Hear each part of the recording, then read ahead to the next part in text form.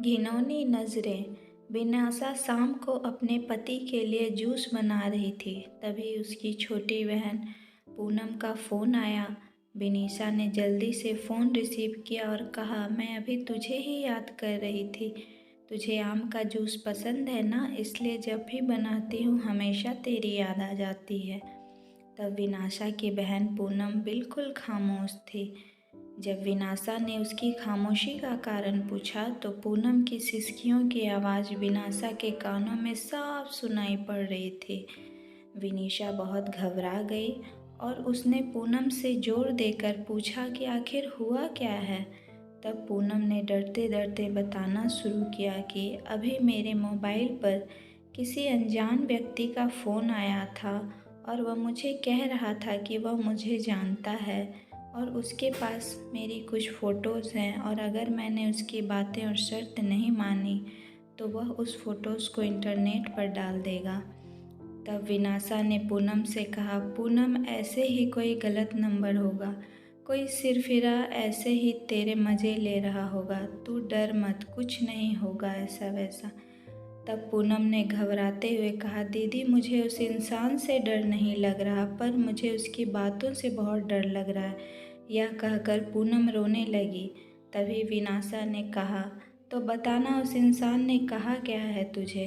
तब पूनम बोली, उसने मुझे कहा है कि अगर वह मेरी फ़ोटो इंटरनेट पर नहीं डाले तो मुझे उसकी सारी मांगें पूरी करनी होगी। उसने कहा है कि आज रात वह मेरे घर आएगा। और इतना कहते ही पूनम ज़ोर ज़ोर से रोने लगी और रोते रोते बोली, दीदी मुझे उसकी बातें सुनकर घिन आ रही है। ऐसा लग रहा है जैसे उसने मेरे साथ कुछ गलत कर दिया हो। अगर अभी वह मेरे सामने आ जाए तो मैं इसी वक्त जान से मार दूंगी।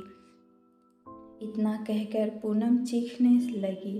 तभी विनाशा ने पूनम से कहा, अरे पूनम तू संभाल अपने आप को और मुझे उस घिनौने इंसान का नंबर भेज, मैं अभी उसे मज़ा चखाती हूँ। यह कहकर विनाशा ने फ़ोन काट दिया। पूनम ने उस बदमाश के नंबर और उसके बीच हुई बात की रिकॉर्डिंग विनाशा को भेजी। जब विनाशा ने वह रिकॉर्डिंग अपने पति को सुनाई तो दोनों के होश उड़ गए। विनाशा और पूनम दो बहनें हैं। उनकी मम्मी का भी 3 साल पहले ही देहांत हो चुका है और विनाशा की शादी अभी 1 साल पहले ही हुई थी। घर में बस अब उसके पापा और पूनम ही है। अब मोबाइल पर ऐसी धमकी भरी अश्लील बातें कोई भी बेटी अपने पिता को आसानी से नहीं बता सकती। इसलिए पूनम ने सारी बातें अपनी दीदी विनाशा को बताई। अगले ही दिन विनाशा और उसका पति पुलिस स्टेशन पर जाकर उस इंसान के खिलाफ पुलिस कंप्लेन करवा आया। बाद में जब पुलिस ने छानबीन की तो पता लगा वह लड़का पूनम के मोहल्ले का ही निकला, जो मानसिक गंदगी से पीड़ित था। उसकी सोच और उसके विचार हर एक लड़की के प्रति घिनौनी नज़र रखते थे।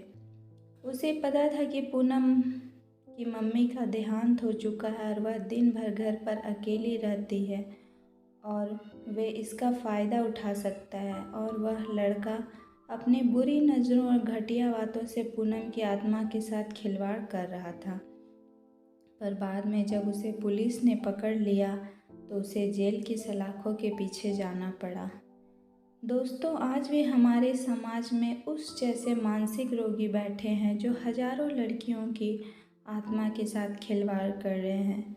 इनमें से कुछ लड़कियां तो मजबूत होती है जो ऐसे रोगियों को अच्छा सबक सिखाती है और कुछ लड़कियां उनमें से डर जाती हैं और उनकी मांगों को पूरा करते करते उनकी घिनौनी नज़रों का शिकार बन जाती है। पर आज समय आ गया है कि ऐसे मानसिक रोगियों को हम लड़कियों ये सबक सिखा सकती हैं। इसलिए लड़कियों को उससे डरने की बजाय उसका डटकर सामना करना चाहिए। दोस्तों, अगर मेरी यह स्टोरी आप लोग को पसंद आती है तो प्लीज़ हमारे चैनल को लाइक करके सब्सक्राइब ज़रूर करें। तो मिलूँगी नेक्स्ट स्टोरी के साथ। तब तक के लिए जय हिंद, जय भारत।